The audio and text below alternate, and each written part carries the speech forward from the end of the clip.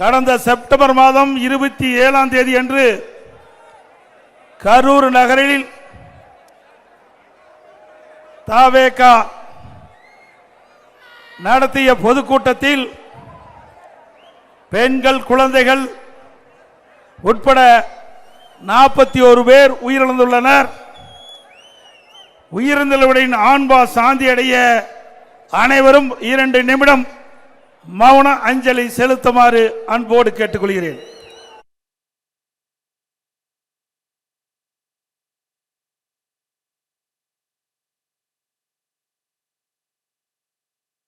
இன்றைய தினம் இது ஏற்கனவே இந்த தருமபுரி மாவட்டத்தில் இந்த தருமபுரியில் எழுச்சி பயணத்தை மேற்கொள்வதற்காக நாங்கள் அறிவிக்கப்பட்டு ஒத்தி வைக்கப்பட்டு விட்டது. என்ன காரணத்திற்கு ஒத்தி வைக்கப்பட்டது என்று அனைவருக்கும் தெரியும்.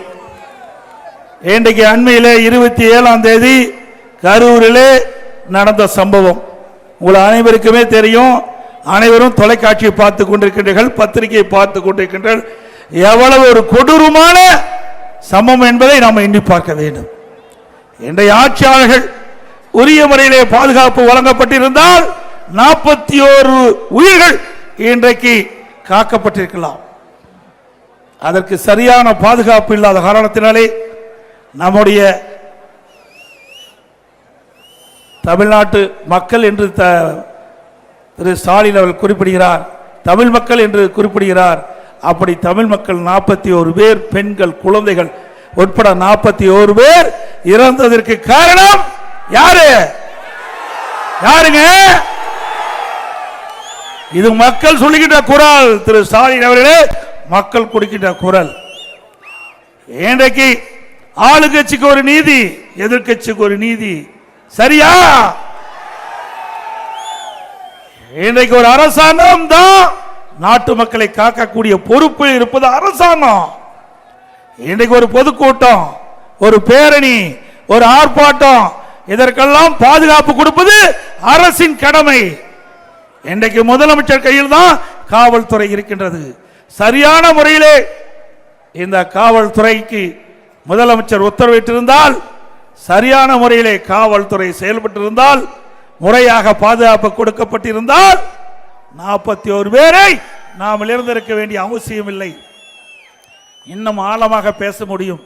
ஆனால் இந்த அரசாங்கம் இன்றைக்கு ஒரு நபர் கமிஷன் அமைக்கப்பட்டு விட்டார்கள். அந்த ஒரு நபர் கமிஷன் விசாரணை தொடங்கப்பட்டு விட்டது. அதனால ஒரு மேலோட்டமாகத்தான் நாம் பேச வேண்டிய சூழ்நிலை இருக்கின்றோம். ஆக இவ்வளவு பிரச்சனை நடைபெற்று விட்டது. ஸ்டாலின் ஏற்கனவே சொன்னார், தமிழகத்தை தலைகுனிய விடமாட்டேன் என்று சொன்னார். இன்றைக்கு தமிழ்நாட்டிலே தலைகுனிந்து நிற்கின்ற காட்சி இப்பொழுது தொலைக்காட்சியிலே பார்க்கின்றோம். இன்னைக்கு நாடே அதிர்ந்து போய்விட்டது. தமிழ்நாடு மட்டுமல்ல, இந்திய நாடே அதிர்ந்து போய்விட்டது. இதுவரை எத்தனையோ அரசியல் கட்சிகள் தமிழகத்திலும் சரி, இந்தியாவிலும் சரி, இன்றைக்கு பொதுக்கூட்டம் நடைபெற்றுகின்றன. எந்த ஒரு பொதுக்கூட்டத்திலும் இல்லாத அளவிற்கு 41 உயிர்கள் இந்த பொதுக்கூட்டத்திலே கலந்து கொண்டவர்கள் உயிரிழந்திருக்கிறார் என்று சொன்னால் இந்த அரசாங்கம் தான்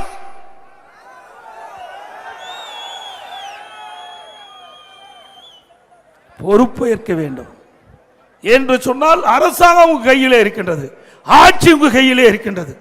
ஆட்சியாளரை தான் பார்த்து கேட்க முடியும். அப்படித்தானே கேட்க முடியும். யாருமே பழி சுமத்தி தப்பித்து விட கூடாது. ஆக ஒரு அரசாங்கம் எப்படி இருக்க வேண்டும் என்பதை நீங்கள் உணர வேண்டும்.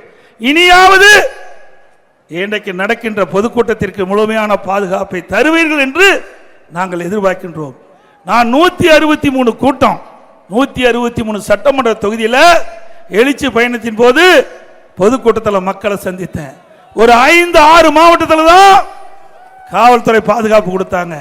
மற்ற மாவட்டத்தில் எல்லாம் நம்ம கழக நிர்வாகிகள், தொண்டர்கள், கூட்டணி கட்சி சேர்ந்த தலைவர், நிர்வாகிகள் பாதுகாப்போடு தான் கூட்டம் நடத்த முடிஞ்சது. ஆளுங்கட்சி கூட்டம் நடத்தினா, முதலமைச்சர் கூட்டம் நடத்தினா, ஆளே இல்லாத பகுதியில் கூட அப்படியே சாரி சாரியாக காவலர்களை நிறுத்தி பாதுகாப்பு கொடுக்கிறீங்க. நான் வேண்டான்னு சொல்லல.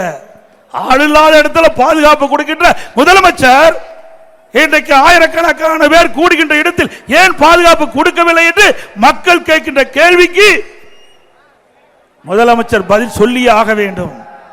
இதற்கெல்லாம் 2026 சட்டமன்ற பொது தேர்தல் வர இருக்கின்றது. மக்கள் எதிர்பார்த்துக் கொண்டிருக்கின்றார்கள். உங்களுடைய ஆட்சியுடைய லட்சணத்தை மக்கள் எதிர்பார்த்துக் கொண்டிருக்கின்றார்கள். ஆகவே 2026 உங்களுக்கு தகுந்த பதிலடியை இந்த மக்கள் வழங்குவார். அது மட்டுமல்ல, விடியா திமுக அரசு, திரு ஸ்டாலின் மாடல் அரசு உயர் அதிகாரிகள், அதாவது செயலாளர் அந்தஸ்தில் உள்ள அதிகாரிகளை அவர்கள் செய்தியாளர்களை சந்தித்து இந்த ஆட்சியுடைய திட்டங்களை சொல்ல வேண்டும் என்று பணித்து இந்த 10 நாட்களாக செய்தியாளர்களை சந்தித்து அந்த துறை செயலாளர்கள் ஆட்சியாளர்கள் இட்ட கட்டளைக்கு இணங்க இந்த ஆட்சியில் என்னென்ன திட்டங்கள் செயல்படுத்துகின்ற விவரத்தை சொல்லிக் கொடுக்கின்ற செய்தி தொலைக்காட்சியிலே வந்தது. அது சொல்லலாம். ஆனா கரூர் நடந்த சம்பவத்தை எப்படி ஒரு செயலாளர் சொல்ல முடியும்? இது அவமதிப்பு. ஒரு நபர் கமிஷன் அமைக்கப்பட்டு விட்டது. துறை செயலாளரை வைத்து அரசியல் செய்ய வேண்டாம். இன்றைக்கு துறை செயலாளர்கள் என்ன வேண்டும்? உங்களுடைய வேலை அரசியல் செய்வதல்ல, அரசியல் செய்வதில்ல. உங்களுடைய டிபார்ட்மெண்ட் இருக்கின்ற பணி செய்ய வேண்டும். அதை விட்டுவிட்டு இவர் ஏறினார், இவர் சென்றார், இவர் கையை காட்டவில்லை என்பதெல்லாம் உங்களுடைய சொல்லாக இருக்கக்கூடாது. இதையெல்லாம் அண்ணா திமுக ஆட்சிக்கு வந்தவருக்கு தோண்டி எடுத்து இந்த தவறான செயலை ஈடுபடுகின்ற அதிகாரிகளை விடமாட்டேன். என்ன நினைச்சுக்கிட்டு இருக்கிறீங்க? இன்னைக்கு ஒவ்வொருவருடைய வரி பணத்தில் தான் உங்களுக்கு சம்பளம் கொடுக்குது. ஒரு அரசாங்கம் என்றால் அரசாங்கத்திலிருந்து மரம் காட்சி கொடுக்கிறது இல்ல. இங்க இருக்கின்ற பொதுமக்களுடைய வரி பணத்தில் தான் உங்களுக்கு சம்பளத்தை வாங்கிட்டு இருக்கிறீங்க. நடுநிலையோடு நடந்து கொள்ள வேண்டும். இன்றைக்கு நிலை என்ன? மக்கள் துடித்துக் கொண்டிருக்கின்றார். மிகப்பெரிய சோகம், துயர சம்பவம். அதை போய் நியாயப்படுத்தி பேசுவது எந்த விதத்தில் சரி? ஒரு அதிகாரி பேசலாமா? அரசியல்வாதி பேசலாம், ஏன்னா தப்பித்துக் கொள்வதற்காக. ஆனால் ஒரு அரசு அதிகாரிகள் நடுநிலையோடு இருந்து தங்களுடைய பணியை செயல்படுத்த வேண்டும். இதுதான் நாட்டு மக்கள் எதிர்பார்த்துக் கொண்டிருக்கின்றார்கள். ஆனா இந்த ஆட்சியில பார்க்க முடியாது. இந்த ஆட்சியில் இருக்கின்ற அதிகாரியிடத்திலும் அந்த நியாயம் கிடைக்காது. அதே போல ஒரு ஏடிஜிபி அந்தஸ்தில் இருக்கின்ற சட்ட ஒழுங்கு ஏடிஜிபி அவர் நியாயப்படுத்தி பேசுகிறார். நீங்க அரசியல்வாதியா? சட்டத்தை பாதுகாக்கக்கூடியதான் உங்களுடைய பொறுப்பு. சரியான பாதுகாப்பு கொடுக்காத காரணத்தினாலே இவ்வளவு பேர் இன்றைக்கு நாம் இழந்திருக்கின்றோம். இன்றைக்கு கரூரிலே ஒரு டிஎஸ்பி தலைமையிலே ஒரு என்கொயரி அமைத்து விட்டீர்கள். அந்த என்கொயரி நடந்துகிட்டு இருக்குது, விசாரணை நடந்துகிட்டு இருக்குது. அப்படி இருக்கின்ற பொழுது ஒரு உயர் அதிகாரி ஏடிஜிபி சட்ட ஒழுங்கு பதவியில் இருக்கின்றவர் அவர் செய்தியாளரிடத்தில் இந்த அரசுக்கு நியாயப்படுத்தி பேசுகின்ற பொழுது, இந்த நடந்த சம்பவத்தை பற்றி பேசுகின்ற பொழுது, அதுக்கு கீழ் இருக்கின்ற அதிகாரி எப்படி நியாயமாக விசாரணை நடக்கும்? நடக்குமா? இதெல்லாம் ஒரு கண் துடைப்பு. நடந்த சம்பவத்தை மறைப்பதற்கு, நடந்த தவறை மறைப்பதற்கு இன்று அரசு எடுக்கின்ற நாடகம். திரு ஸ்டாலின் அவர்களே, இவ்வளவு பிரச்சனை ஏற்பட்ட பிறகும் இன்னும் நீங்க திருந்த பாட்டு இல்லை, திருந்ததாக இல்லை. இவ்வளவு உயிர் தமிழ் மண்ணிலே நாம் இழந்து விட்டோம். இன்றைக்கு தமிழகத்தை தலைகுனிய விடமாட்டேன் என்று சொல்லிக் கொண்டிருக்கின்ற முதலமைச்சர் அவர்களே, இன்றைக்கு அந்த கூட்டத்தில் மயங்கி விழுந்து அந்த ஒரு பெண்மணியை தூக்கி கொண்டு செல்கிறார்கள். தலை சாய்ந்து செல்கின்றார்கள். தலை நிமிர்ந்து இல்லை, தலை சாய்ந்து சென்று கொண்டிருக்கின்ற காட்சியை தொலைக்காட்சியிலே அத்தனை பேரும் பார்த்தோம். அத்தனை பேரும் பதறி போயிருக்கின்றார்கள். ஒட்டுமொத்த தமிழ் மக்களே பதறி போயிருக்கின்றார்கள். இதற்கு பதில் சொல்ல வேண்டியவர் முதலமைச்சர். உண்மைதானே? ஆகவே இன்றைக்கு ஒரு நபர் கமிஷன் அமைக்கப்பட்டிருக்கின்றீர்கள். எந்த தகவலாக இருந்தாலும் ஒரு நபர் கமிஷனிடத்தில் தான் குறிப்பிட வேண்டும். அதிகாரிகளை வைத்து, தன்னுடைய அதிகாரத்தை வைத்து இதை உண்மை சம்பவத்தை மறைத்து விடலாம் என்றால் நிச்சயமாக நடக்காது. உண்மை சம்பவம் மக்கள் பார்த்து கொண்டுதான் இருக்கிறார் என்பதை முதலமைச்சர் உணர வேண்டும். அது மட்டுமல்ல, அங்கே இருக்கின்ற கரூர் நகரத்தில் இருக்கின்ற அங்கே இருக்கின்ற ஒரு முன்னாள் அமைச்சர் ஏன் பதற? ஏன் பதற? மடியில கனம் இல்ல, வழியில பயம் இல்ல. அப்படி இருக்க வேணும். ஆனா உன் பயம் தெரியுது, முகத்துல பயம் தெரியுது, உன் சொல்லுல பயம் தெரியுது. ஏன் மாறி மாறி அதிகாரிகள், இன்னைக்கு அங்க இருக்கின்ற முன்னாள் அமைச்சர்கள் ஏன் உண்மையை மறைச்சு மறைச்சு பேசுறீங்க? ஆக இதற்கெல்லாம் 2026 சட்டமன்ற தேர்தலில் பொதுமக்கள் தகுந்த பதிலடி கொடுப்பார் என்பதை மட்டும் எண்ணி பார்க்க வேண்டும். அங்க இருக்கின்ற முன்னாள் அமைச்சர், அங்க இருக்கின்ற கரூர் சட்டமன்ற உறுப்பினர் நினைத்துக் கொண்டிருக்கின்றார், பணத்தை கொடுத்து மக்களை விலைக்கு வாங்கி விடலாம் என்று. ஒரு முறை மக்கள் ஏமாந்து விட்டார்கள், இனி மக்கள் ஏமாற மாட்டார்கள். ஆக உங்களுடைய போலி கொலுசு கொடுக்கிறதெல்லாம் எடுபடாது. போலியா கொடுக்கிற வாக்குறுதியெல்லாம் இனிமேல் எடுபடாது. அரவக்குறிச்சி சட்டமன்ற தேர்தல் இடைத்தேர்தல் வருகின்ற பொழுது அங்க இருக்கின்ற தாழ்த்தப்பட்ட மக்களுக்கு வீடு கட்டுவதற்கு 3 சென்ட் நிலம் தானாக அப்பொழுது நிறுத்தப்பட்ட அந்த வேட்பாளர் தன்னுடைய சொந்த பணத்தில் வாங்கி கொடுப்பதாகவும் சொந்தமாக வீடு கட்டி தருவதாகவும் 25,000 பேருக்கு வாக்குறுதி கொடுத்து அந்த வாக்குறுதி நிறைவேற்றப்பட வேண்டும். இன்றைய முதலமைச்சர் அன்றைய எதிர்க்கட்சி தலைவராக இருக்கும் போது அங்கே பொதுக்கூட்டத்திலே பேசினார். அத்தனையும் வெற்றி செய்ய அறிவிப்பு, அத்தனையும் ஏமாற்றி விட்டார். அதெல்லாம் அந்த மாவட்ட மக்கள் பார்த்து கொண்டிருக்கின்றார்கள். எப்பொழுது தேர்தல் வரும் என்று மக்கள் எதிர்பார்த்து கொண்டிருக்கின்றார்கள். அந்த தேர்தலிலே உங்களுக்கு சரியான தண்டனையை இந்த தேர்தலிலே தமிழ்நாட்டு மக்கள் வழங்குவார்கள். வழங்குவீர்களா?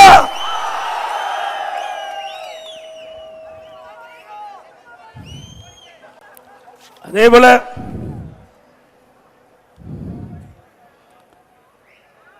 இன்றைய தினம் அந்த நிகழ்வு நடந்து போச்சு. முதலமைச்சர் இரவோடு இரவாக வந்து ஒரு ஆறுதல் சொன்னார். ரைட். இங்க இருக்கின்ற துணை முதலமைச்சர் ஒருத்தர் இருக்கார், உல்லாசமா வெளிநாடு போயிட்டார். ஏங்க இங்க பத்தி எரிஞ்சுக்கிட்டு இருக்குது, நாட்டு மக்கள் பதறி துடித்து கொண்டிருக்கிறாங்க. உடனே தனி விமானத்தை பிடிச்சி வர்றாரு திருச்சி. உடனே கரூருக்கு வராரு, பார்த்தாரு, விமானத்தில் ஏறி போயிட்டார். இவரெல்லாம் நாட்டை ஆண்டா நாடு உருப்படியா இருக்குமா? மக்கள் உயிரிழந்து துடித்துக் கொண்டிருக்கின்ற காட்சியில் கூட இவர்களுக்கு இரக்கம் இல்லை. இவர்களுக்கு உல்லாச சுற்றுப்பயணம் தான் முக்கியம், நாட்டு மக்கள் முக்கியம் இல்லை. இன்றைக்கு ஒவ்வொருவரும் சிந்திக்க வேண்டிய நேரம் வந்து விட்டது. இவர்கள் எப்படிப்பட்டவர் என்று நாட்டுக்கு அடையாளம் காட்டப்பட்டு வருகிறது என்பதை நாம் உணர வேண்டும்.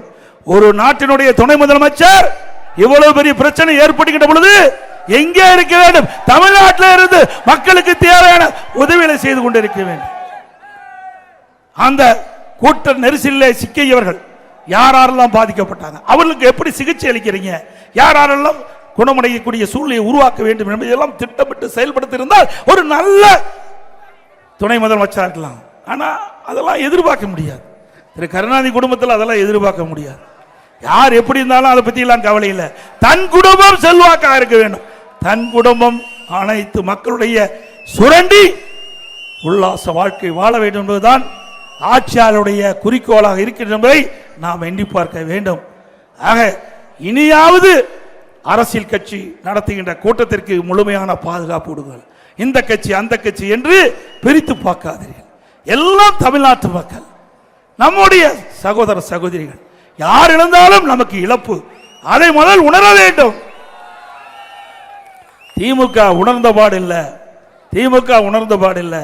இன்றைக்கு அவன் கூட்டணியை அங்க வைக்கின்ற கட்சிகள் பேசுகின்றன, ஜால்ரா அடிக்குது.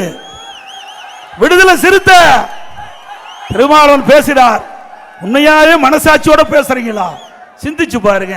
மனசாட்சியோட நீங்க பேசுறீங்க. 41 உயிர் இழந்து இருக்கின்ற இந்த நேரத்தில் ஏதாவது குற்றச்சாட்டை சொல்லி ஆட்சியாளருக்கு தூபம் போடுவதை விட்டு விடுங்கள். இதே திருமாவளவன் திருச்சியிலே நீங்க மாநில மாநாடு நடத்துறீங்க. நீங்க எப்படி எல்லாம் உங்களை அலக்களிச்சார்கள் என்பது நீங்களே வெளிப்படுத்துறீங்க. இதே இடது கம்யூனிஸ்ட் விழுப்புரத்தில் மாநில மாநாடு நடத்தினாங்க. முழுமையா எங்களுக்கு அனுமதி கொடுக்கல என்று பத்திரிகையிலே வலைதளத்தில் வந்த செய்தியை மறந்துவிடாதீங்க. உங்களுக்கும் இதே நிலை ஒரு காலத்தில் வந்தே தீரும் என்பதை நீங்கள் எண்ணி பார்க்க வேண்டும். இதே அனைத்து இந்திய அண்ணா திராவிட முன்னேற்ற கழக ஆட்சி அம்மா இருக்கின்ற பொழுதும் சரி, அம்மா மறைவுக்கு பிறகும் சரி, ஆயிரக்கணக்கான போராட்டம், ஒரு போராட்டம் இரண்டு போராட்டம் அல்ல, ஆயிரக்கணக்கான போராட்டம் தமிழகத்தில் நடைபெற்றது. அத்தனை போராட்டத்துக்கும் அனுமதி கொடுத்தோம், அத்தனைக்கு பாதுகாப்பு கொடுத்தோம். எந்த சம்பவம் இல்லாம எல்லா கட்சிகளும் போராட்டம் நடத்தினார்கள். அது ஜனநாயகமாக நாங்கள் பார்த்தோம். இந்த ஆட்சியில் ஜனநாயகத்தை பார்க்க முடியவில்லை. இன்றைக்கு நாங்கள் எழுச்சி பயண கூட்டத்திற்கு ஒரு இடத்தை கேட்டோம். பஸ் நிலைய கரூர் பஸ் நிலையத்திற்கு பக்கத்தில் ரவுண்டானா ஒன்று இருந்தது. அந்த ரவுண்டானாக்கு அருகிலே எங்களுக்கு அந்த இடத்தை ஒதுக்கி தர வேண்டும், எழுச்சி பயண பொதுக்கூட்டம் நடைபெற வேண்டும் என்று எங்களுடைய மாவட்ட செயலர் அருமைச்சர் விஜயபாஸ்கர் கேட்டார். கொடுக்கல. இந்த இடத்தை தான் கொடுத்தாங்க, இந்த சம்பவம் நடந்த இடத்தை தான் கொடுத்தாங்க. இருந்தாலும் எங்களுக்கு வேற வழி இல்லாமல் அந்த இடத்துல நடத்தணும். ஆனா இதே திராவிட முன்னேற்ற கழகம் அதிமுக ஆட்சி நான் முதலமைச்சர் இருந்த பொழுது 2 முறை அந்த கரூர் பஸ் நிலையத்துக்கு அருகில் இருக்கிற ரவுண்டானால நாங்க இங்க பொதுக்கூட்டம் நடத்துறதுக்கு அனுமதி கொடுத்தோம். இதுதான் அதிமுக. நடுநிலையோடு நடந்தது அதிமுக.